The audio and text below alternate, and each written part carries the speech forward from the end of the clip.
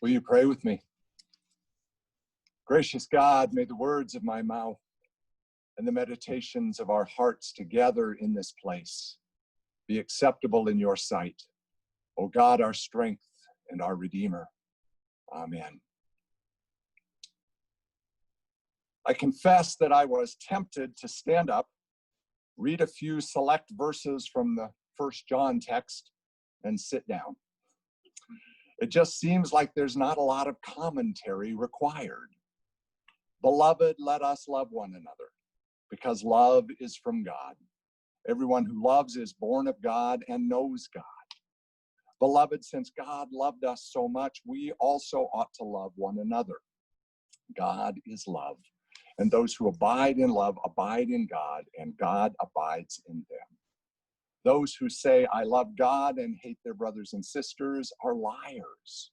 The commandment we have from Christ is this: those who love God must love their brothers and sisters also.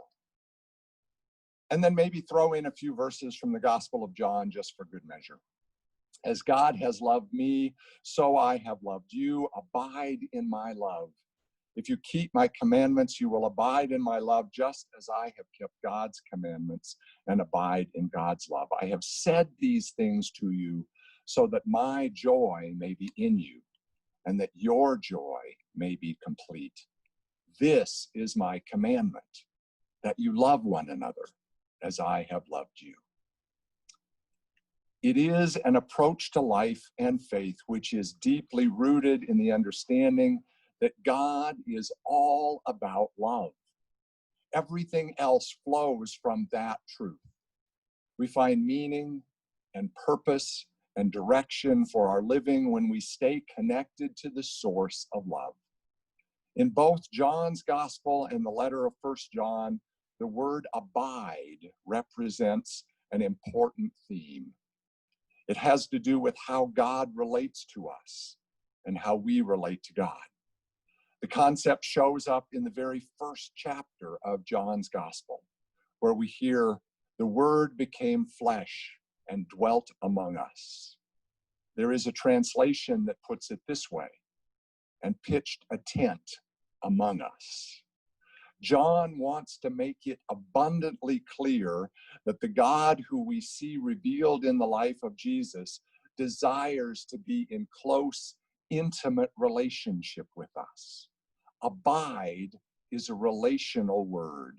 It is a community word. It describes a central characteristic of God. But this business of abiding is a two-way street. It may be God's desire to abide with us, but unless we cooperate and seek to abide with God, the outcome is greatly diminished. And it is this concept which gives both of the texts that we heard read this morning their power. When we stay plugged into God's love, when we stay connected to the God of love, it shows in how we relate to the rest of the world. It serves as both a promise and a warning. Because we have God in our lives, it is possible to be a loving human being for each other. And when we notice that our responses to each other are less than loving, it is a clear indication that we are out of touch and out of sync with God. The writer of 1 John puts it pretty succinctly and clearly with no holds barred. Those who say, I love God and hate their brothers and sisters are liars. It's just that simple. It is, in fact, how we recognize God's love among us. It is how we respond to God's love within us. God's love remains ethereal and intangible unless and until it finds expression in our love for each other.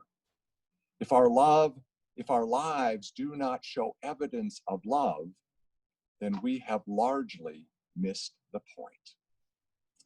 It is important to remember, of course, that the love we are talking about here is not some mushy, sappy feeling. It isn't all hearts and candy and Hallmark cards. The love of God which we are called to demonstrate in our lives is a concrete, active verb. It is about working for the well-being of others. It is about not being afraid to get our hands dirty. It is a fairly simple concept. Love one another. It is immensely difficult to accomplish in a consistent and ongoing way, which is why we cannot begin with the loving. We must begin instead with the abiding. It is only when we allow ourselves to fully embrace the God who fully embraces us that we will find ourselves inspired and empowered to love each other in response. And when I say each other, I mean all of us, not just the ones that are easy to love, but all of us, even those problematic folks in our lives that we would just as soon ignore or be actively in conflict with. All of us. We must abide in God first so that that becomes possible.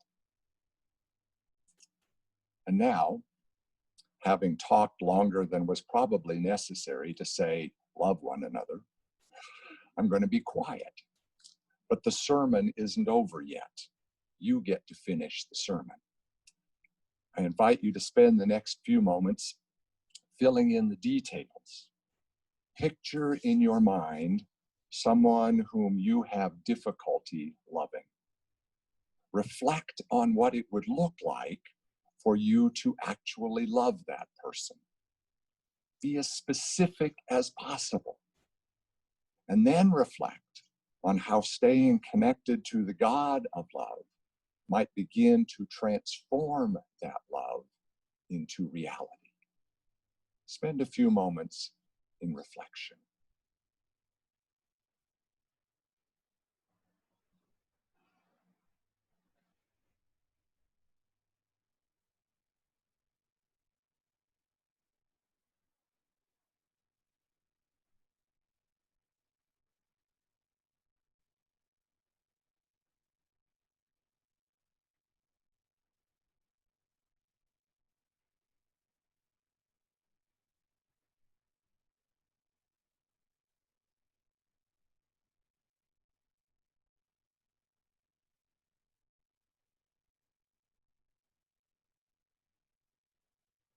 May the God of love continue to abide with us, and may we learn to abide with God so that we might truly begin to love one another.